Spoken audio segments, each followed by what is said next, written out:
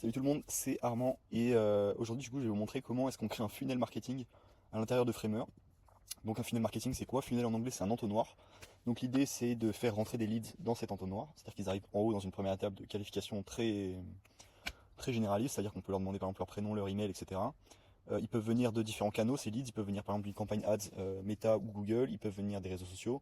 Donc tu as différents types de funnels, tu as les social funnels, des paid funnels, etc.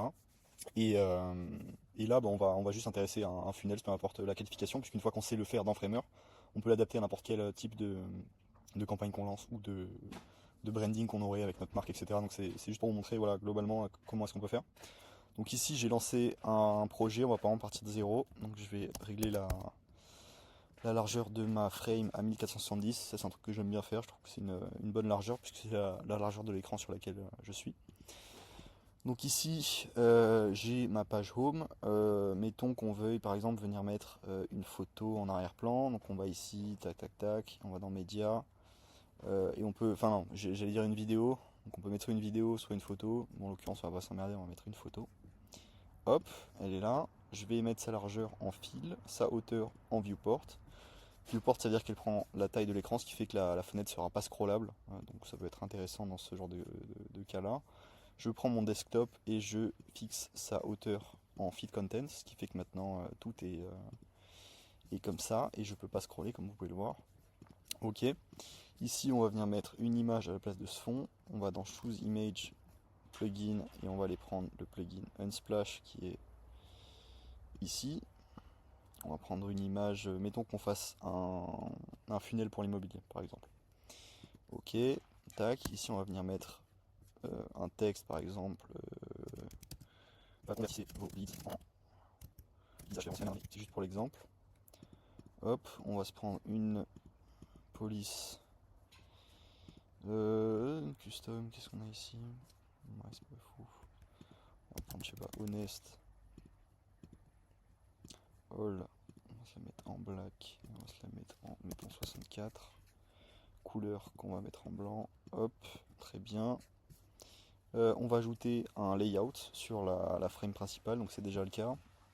Euh, tac. Et je vais mettre mon texte à l'intérieur de ma photo. Cette photo qui est une frame pour l'instant, si je lui ajoute un layout, elle devient un stack, ce qui fait que mon texte est maintenant centré. Ici, on va très rapidement créer un nouveau style de heading 1. Hop, on va venir ajouter un transform qui va uppercase tout notre texte. On va diminuer un petit peu l'espacement interligne qui est, enfin entre les lettres. On va le passer à moins 0,4. Et là, on va faire comme ça. Ok, on aimerait que tout soit toujours centré ici et qu'on ait un là comme ça.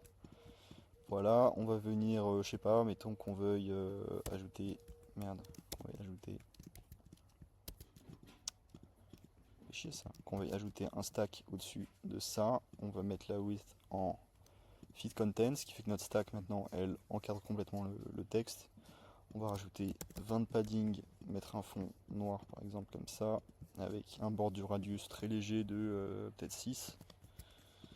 Ok, convertissez vos leads en leads acheteurs. Ok, donc là on a ça pour l'instant. C'est très bien. Maintenant on aimerait qu'il y ait par exemple un petit composant dans lequel on puisse demander le mail à l'utilisateur ou son prénom. Donc pour ça on va aller dans plus, Forms, Forms Builder. On le drag and drop ici et là on va prendre le truc du nom qu'on va venir coller dans notre frame ici et on va demander également le mail qu'on va venir mettre ici et ici. Ok, donc ça c'est cool, on a déjà nos deux premiers éléments. Donc on va venir les sélectionner, on va venir les mettre dans une stack et cette stack on va la transformer en composant, on va appeler ça form par exemple. Ok, donc là j'ai mes deux qui sont ici. Nous on aimerait que ça soit en deux étapes. En fait ce qui est assez pénible avec Framer pour l'instant c'est que tu peux pas faire de formulaire en plusieurs étapes ou en plusieurs pages. Tu es obligé de les avoir toutes les unes à la suite des autres. Donc pour ce faire vous pouvez utiliser un truc qui s'appelle Framer Form ou un truc comme ça. Je crois que c'est ça, Framer Forms.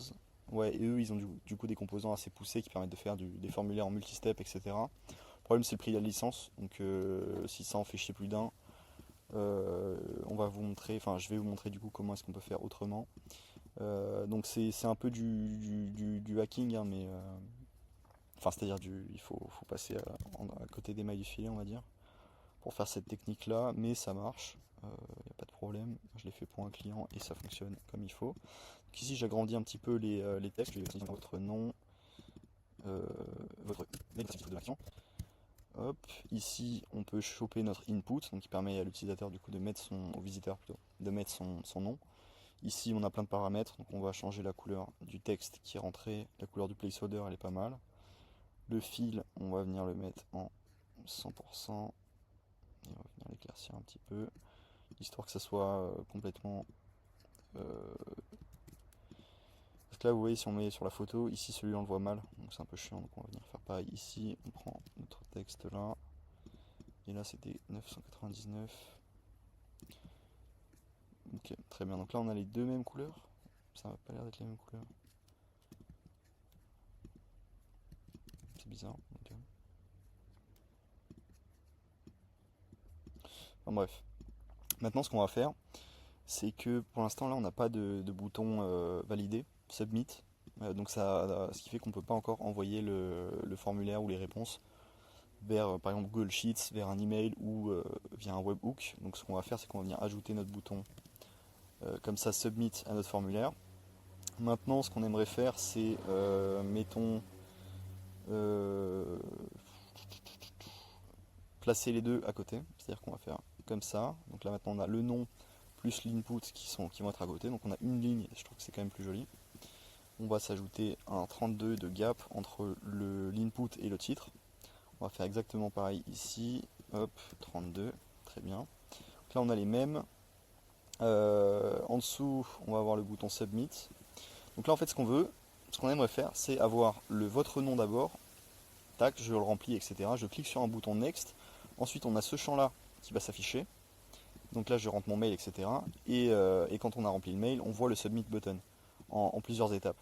Ça permet de rendre les formulaires un peu plus digestes. Et quand souvent on a des longs formulaires, c'est bien de les décomposer en pages pour pas donner, pour pas refroidir le leads qui voit un questionnaire de 2500 questions en face de lui directement.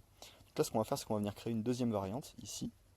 Dans cette première variante-là, on va venir cacher notre label qu'on va renommer directement mail et ici non. Voilà, donc celui-là pour le cacher, ce qu'on fait déjà, c'est qu'on va le mettre en absolute. Ok, là on va le descendre un petit peu histoire qu'il soit vraiment plus visible de la frame. Je réduis son opacité à 0 et je vais aller dans style, cliquer sur plus et mettre pointer events none. Pointer events, ça veut dire que la souris du visiteur ne peut pas interagir avec cet élément là. Ce qui fait qu'il peut pas, par mégarde, tu vois, s'il clique ici, ça va jamais ouvrir, je sais pas, son clavier s'il est sur mobile pour qu'il commence à taper son mail. C'est-à-dire que c'est insélectionnable ça pour l'utilisateur. Donc nous c'est exactement ce qu'on veut. Voilà, on veut qu'il ne puisse pas accéder, répondre le mail du coup dans le premier écran. Donc là on va ajouter un bouton, suivant. On va le mettre en... Celui-là il fait combien? Il fait 40 de hauteur, donc on va faire pareil. 40 de hauteur, fil, on va lui mettre 12 de radius. Pour la couleur, on va prendre la même qu'ici, et on va venir lui mettre un texte, par exemple suivant, en blanc. Ok, donc là on a le bouton suivant qui va être en blanc, comme ça. Donc celui-là pareil, on va venir le cacher, parce que pour le premier écran, on ne veut pas directement envoyer nos informations au formulaire, sachant qu'on n'a pas encore rempli notre mail ni notre prénom. Enfin, qu'on n'a pas encore rempli notre mail. Donc le bouton submit, il faudra qu'il soit visible uniquement dans cette version-là. Donc pour faire ça, ce qu'on va faire, c'est diminuer l'opacité, comme on avait fait avant. Il est déjà dans celui-là, ok, il n'est pas encore en absolute, donc on le place en absolute. Ce qui fait que maintenant on va pouvoir le descendre un petit peu. Et on va mettre pointer event, none, pareil. Tac. Ok, donc là on a le premier écran. Si je clique ici, j'ai envie du coup de passer à la deuxième variante. Donc pour faire ça, on va prendre notre bouton, le bouton, la stack, là, on va l'appeler suivante. Je l'ai pas transformé en composant parce qu'on s'en fout un petit peu pour l'instant, qu'il ait un style, ou qu'il ait par exemple un effet de hover ou quoi, on s'en branle. On va juste le laisser comme ça pour l'instant. Tac, et quand je clique dessus, je vais ajouter une interaction, une transition qui, au clic, va me faire passer à la deuxième variante. Ce qui fait que quand je vais cliquer sur le bouton maintenant, hop, je passe à la deuxième. Donc là, vu qu'elles sont identiques, on voit pas de différence, mais c'est pas grave. On va faire ça de suite. Donc maintenant, on va prendre notre variante mail qu'on avait mis en absolute. On va venir la caler euh, en relative. On va augmenter son opacité et on va faire passer nos pointer event to auto. Auto, en gros, c'est l'inverse de none. Ça veut dire que l'utilisateur peut cliquer dessus. Et donc celle-là, votre nom, qu'on n'a plus besoin de voir, on va venir la placer en absolute. Pareil, la faire descendre. Hop, non. La faire descendre, le nom. Ou monter, on s'en fout. Et on sélectionne mail, c'est bon. Le nom, il est en absolute, mais il est encore visible, c'est-à-dire qu'on va baisser son opacité et le faire passer en pointer event none. Hop, voilà. Et celui-là, du coup, le bouton suivant, on n'en a plus besoin vu qu'il n'y avait que deux questions. Ce qu'on va faire, qui est assez simple, c'est qu'on va faire exactement pareil que tout à l'heure. On va le passer en absolute. Dessus. Hop, voilà, comme ça on ne le voit plus. On diminue son opacité et on ajoute un pointer event none. Hop, très bien. Et là, on va faire réapparaître notre bouton submit, celui-là. Donc pour faire ça, on le met en relative, on augmente son opacité, on met le pointer event en auto, et maintenant on peut cliquer. Si j'ai envie de modifier le message, du coup bah, ça reste un composant. Donc pour modifier un composant, je double-clique dessus. Ici, je peux changer différents textes. Donc ici, on a différents états. Vous voyez que là, quand on passe sa souris dessus, il devient légèrement grisé, et quand on clique dessus, il revient à son. Enfin, il a un design similaire à celui d'origine. Il a un état de chargement, il a un état quand il est inactif, un état de succès. À chaque fois, on peut changer les messages. Merci, something went wrong. On peut mettre erreur, par exemple. Et voilà, le bouton il est customisé. Ce qui fait que maintenant, quand je vais cliquer ici et que je rentre mon nom, je clique sur suivant. Et là, vous voyez que maintenant, je peux mettre mon mail. Et là, on a bien créé un formulaire en 2 étapes. Donc, pour faire ça, tic tac toc, qu'est-ce qu'il y a qui manque en fait? Ah oui, c'est qu'en fait, il n'est pas inclus dans un form. Ok, je comprends complètement. C'est-à-dire que là, pour l'instant, on a juste mis nos labels comme ça, mais idéalement, il faudrait qu'on ait un form. Donc là, je vais faire ça de manière assez artificielle. Je vais enlever les 3 formes, prendre mon truc là, qui est vide pour l'instant, et venir y ajouter mon truc comme ça, et mon bouton submit. Ok. Et là, du coup, c'est un peu tout baisé, j'ai l'impression. Ouais, le form, il faudrait qu'il soit en fil. Fill fit, ok. Suivant, votre mail envoyé. Écoutez, je crois qu'on est bon. Donc là, je sélectionne mon form ici et vous allez voir que là, j'ai des paramètres. Du coup, je peux soit l'envoyer via un email, soit l'envoyer via un webhook, soit l'envoyer dans Google Sheets. Et je peux mettre un URL de redirection une fois que le formulaire est complété. Donc ça, c'est intéressant. Quand on a par exemple des funnels en plusieurs pages et qu'on a envie qu'une fois que l'utilisateur a rempli ses informations sur la page d'opt-in, il soit je sais pas, renvoyé vers une page VSL, donc une vidéo selling letter. Donc c'est une page sur laquelle il y a une vidéo qui a pour objectif de convertir le visiteur en lead. Donc ici par exemple on pourrait mettre un URL de redirection vers la page d'asset, donc que j'ai pas designé mais qui me permet juste d'avoir ce dont j'ai besoin dans mon projet. Ici je reviens sur la page, au lieu de mettre fil on va mettre pour l'instant relative, on va pas s'embêter, on va mettre 40%. On va venir lui mettre une stack qu'on va mettre également en feed content. Hop. Relative 70 du coup. Ok, mon stack, je vais le mettre en feed content et je vais venir lui mettre un fond blanc avec un padding de 40 cette fois. Ok, donc c'est pas très beau, hein, mais on s'en fout pour l'instant. C'est juste pour vous montrer un petit peu le principe de comment ça marche. Normalement, c'est première étape. Deuxième étape, je mets mon mail et là, je clique sur envoyer et ça va du coup l'envoyer soit vers mon mail, soit vers mon webhook, soit vers quoi que ce soit d'autre. En l'occurrence, on va mettre un email par exemple. Je vais mettre Armand. Je vais mettre mon mail. Moi, je m'en fous. Je peux mettre celui-là, c'est mon mail perso. Framer, new submission. Donc ici, on peut paramétrer le mail qu'on va recevoir lorsqu'il y a une complétion du formulaire. Je mets mon nom, je mets un mail.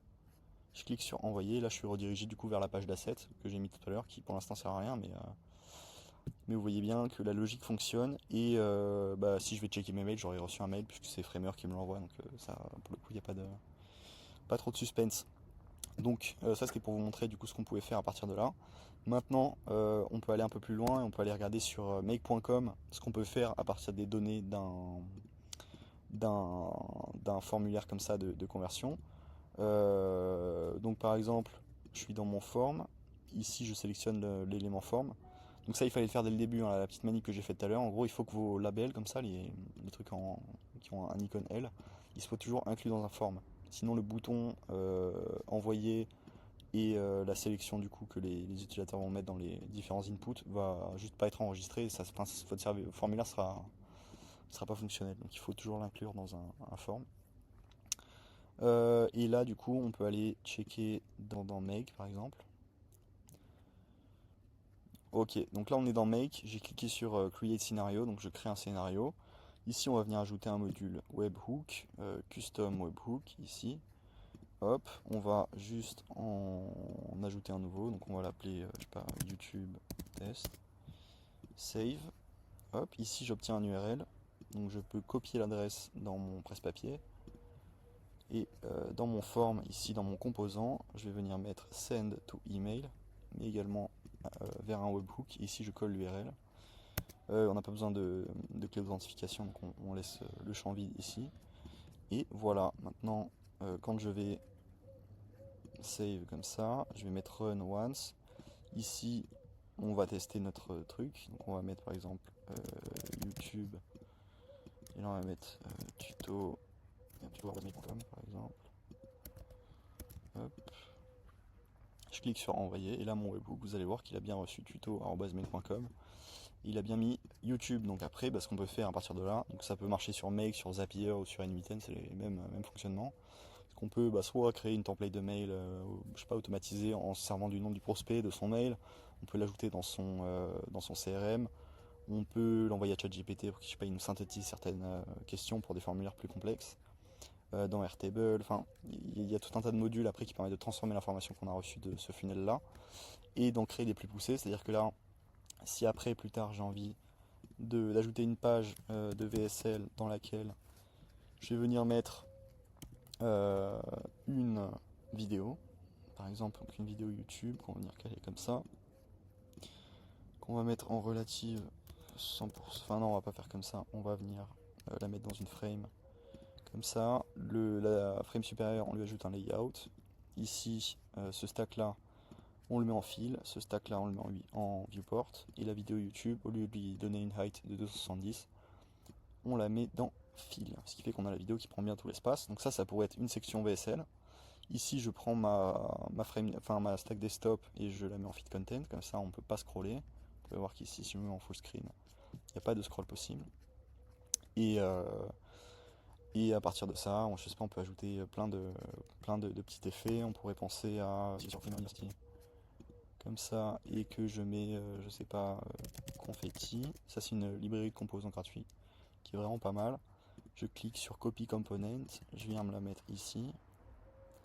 Et là, j'ai du coup mon composant qui a bien été ajouté, que je mets en absolute, je mets 0, 0, 0, 0 et 0. Hop, et là quand j'arrive sur le truc, on pourrait imaginer qu'une fois que j'ai terminé mon... Ah oui, et il faut que je le mette en pointer event none, puisque l'utilisateur n'a pas forcément besoin de cliquer les confettis, et que ça peut bloquer ensuite le lecteur qui est en dessous. Donc on veut pas qu'il soit sélectionnable plutôt. Et là, quand je retourne dans ma page d'accueil, dans mon form, ici, dans la redirection, au lieu de mettre la page asset qui sert à rien pour l'instant, je peux venir mettre ma page VSL qui est là. Voilà. Ok, c'est top. Hop, hop, hop. Ici, on a bien une page VSL qui va être vers laquelle on va être redirigé. Donc, on peut faire un petit test rapidement. On publie. Ici, dans mon webhook, ce que je vais faire, qui est assez simple, c'est que je vais envoyer un mail. Donc, create, je sais pas, send an email. Comment on fait déjà? Send an email, hop. Tout, donc là je vais mettre le mail comme ça, subject je vais mettre hello YouTube, content on peut mettre tout un tas de trucs, et après on peut ajouter du coup ce qu'on appelle des variables dynamiques. Donc là j'ai envie de mettre le nom, donc on peut mettre je sais pas, salut, comme ça. Donc là, à partir du mail du prospect et de son nom, on peut lui envoyer déjà un email personnalisé de notre choix. Donc c'est des trucs qu'on peut faire comme ça assez rapidement avec Make, qui peut être intéressant. Je vais mettre ça en immediately, run once, et on va faire un test du coup avec notre site internet. Ok, convertissez vos leads en leads acheteurs. Je mets mon nom, Armand. Je clique sur suivant, je mets mon mail, je vais mettre mon mail perso. Je clique sur envoyer. Et là, boum, j'arrive du coup sur la section VSL avec les confettis qui se lancent. Je peux regarder la VSL. On pourrait penser à d'autres call to action qui seront en dessous, etc. Mais voilà, en fait, c'était juste pour vous montrer la logique du truc. C'est-à-dire que quand on veut créer un formulaire en plusieurs étapes, ça c'est le truc important, c'est que il faut faire une variante de composants par question. Donc on va laisser que la question qui est affichée avec un pointer event en auto pour qu'il soit sélectionnable par l'utilisateur. Les autres, on les cache, c'est-à-dire qu'on les met en absolute, on réduit leur opacité et on met le pointer event en none. Et le bouton, du coup, on l'affiche que sur la dernière variante, puisqu'on a envie que ce soit le bouton d'envoi. Ce qui fait qu'en fait, il faut s'imaginer que sur la variante primaire, toutes les questions sont théoriquement dans la variante, elles sont juste cachées. Et à chaque variante, du coup, on va en cacher une, afficher une autre, cacher une, afficher une autre, enfin, ce qui fait que sur toutes les variantes, toutes les questions sont là. C'est juste une question d'affichage et du fait de différer l'apparition de la question. Mais globalement, voilà, donc c'est une petite bricole que j'ai découverte qu'on peut faire et voilà, du coup je voulais vous montrer un petit peu comment ça se passe, parce que j'avais reçu un com qui me demandait de faire ça. Voilà, globalement on a fait le tour de ce que je voulais vous montrer. Donc si jamais vous voulez apprendre Framer, etc., je peux vous former. Donc ça se passe du coup via mon mail qui sera dans la description. Je suis également en train du coup, de créer un groupe de web design. Donc il y a le lien pour rejoindre le groupe qui est dans la description. Et si jamais vous avez un projet Framer que voilà, vous voulez faire par un professionnel, vous pouvez me contacter du coup directement par mail aussi ou sur mon site internet qui sera également dans la description. Donc voilà, j'espère que ça vous a plu. Si vous avez d'autres idées de tutos, etc., n'hésitez pas à me les laisser dans les commentaires. Un petit like, un petit abonnement, ça fait plaisir. Je vous souhaite une très bonne fin de journée ou début de journée. Au revoir.